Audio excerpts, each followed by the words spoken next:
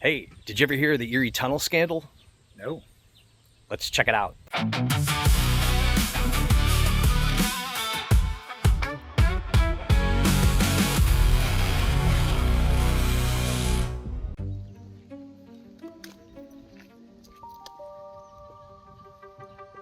We are down at the lagoons out in Presque Isle State Park.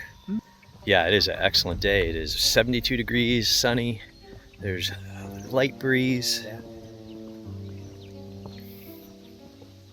We're just gonna walk over here and talk about a really interesting story.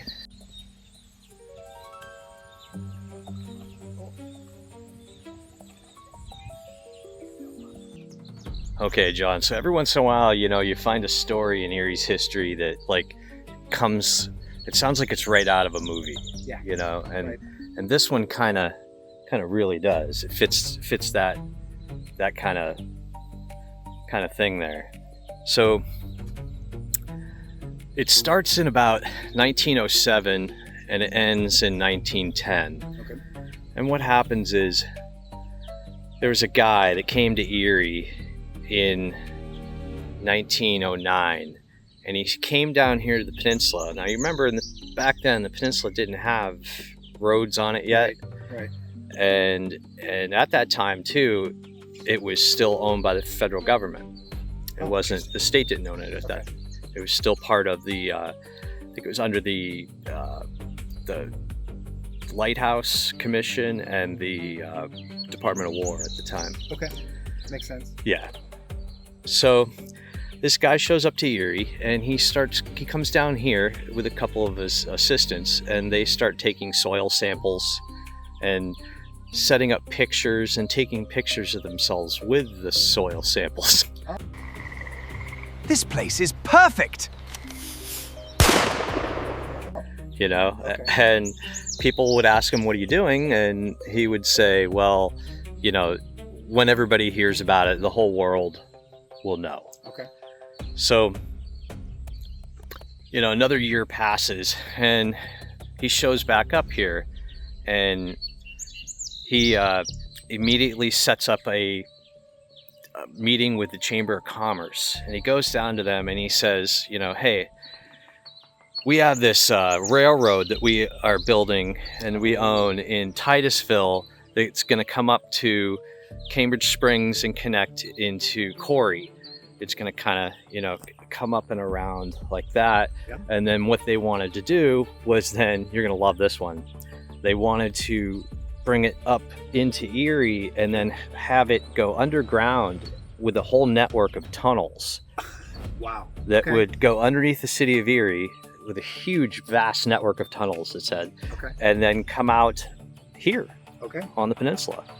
This place is perfect for my network of railroad tunnels.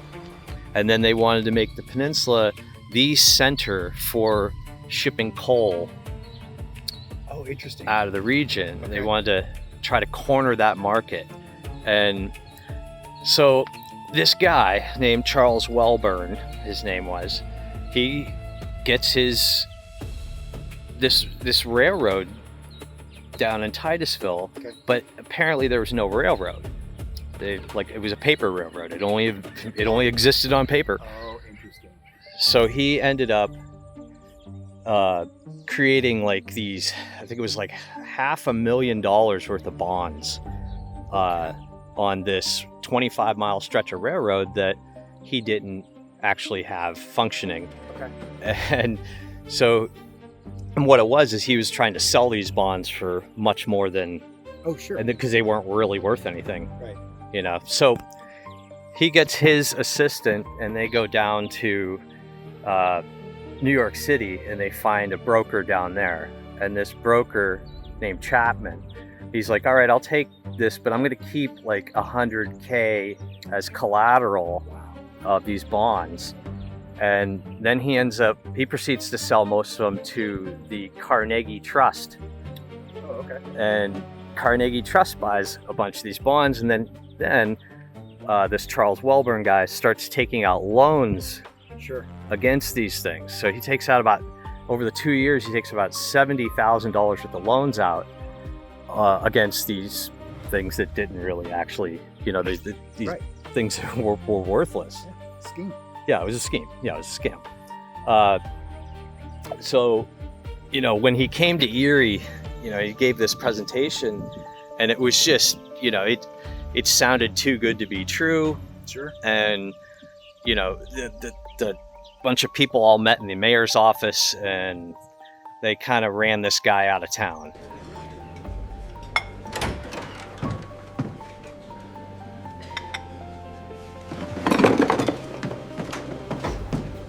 You know, he was telling them that, you know, the federal government was going to turn over the peninsula to him to be used, and it was all part of this $50 million empire that was going to corner the whole energy market in northwestern Pennsylvania with coal and the railroads, and at that time that was the energy market. Sure. Essentially. Sure. So but there was no $50 million backed monopoly planned, and you know, it was all a scheme just to sell these worthless bonds and to keep it going.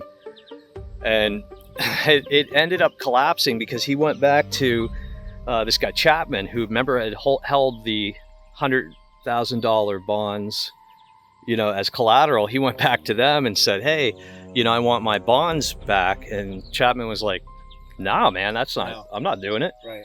And so this guy Wellburn that did the whole scheme hires this really high-powered attorney in New York, and then they go after this guy, all right, Chapman. They go after the broker, and the broker's like, "Wait a minute, man, you know, why are you coming after me?" And Right.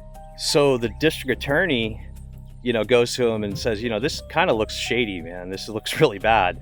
What's going on here?" And he basically said, you know, that turned over all his books to that guy and testified against him. And so it was like 3 people that got indicted with that whole scheme. But it was known as the Erie Tunnel Scandal. Okay.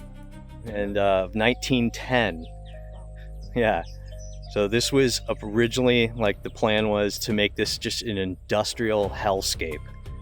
Like, that's the only way they could really describe it, you know? And, you know, they literally thought that they were going to put trains, locomotives underneath the swamps here and have them go underneath the bay and underneath the city and then down south of Erie. Yeah. Enterprising. Yeah, it's definitely enterprising, that's for sure. Hey, what do you say we take a jaunt over to Perry Monument over there? They were doing some construction last time. Yeah.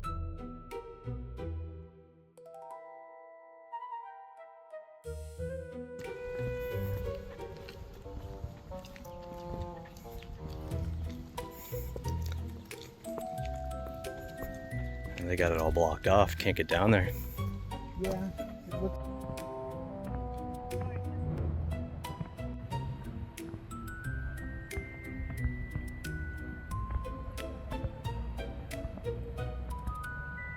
Anybody have a timeline on this project down here?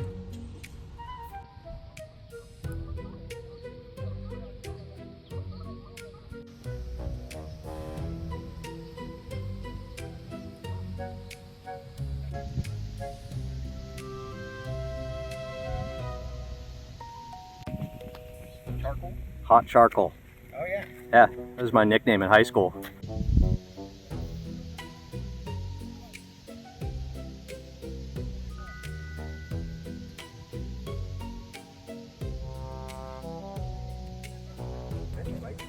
Yeah. Hey, that's all the time we have for today. We'll see you again next time. Bye-bye.